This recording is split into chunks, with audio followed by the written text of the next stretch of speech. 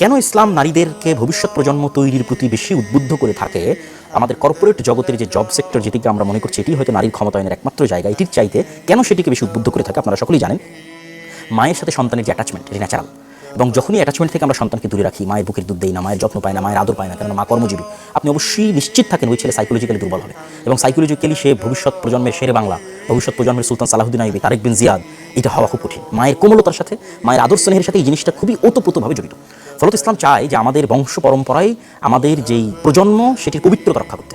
ফলত ওইটার প্রতি ইসলামের ফোকাস বেশি। কারণ ইসলাম বিশ্বাস করে যে আমি যদি একটি সন্তানকে আদর্শ হিসেবে মানুষ করতে পারি, সে যা উপকার করতে পারবে সঠিক নেতা হিসেবে দেশ এবং জাতির।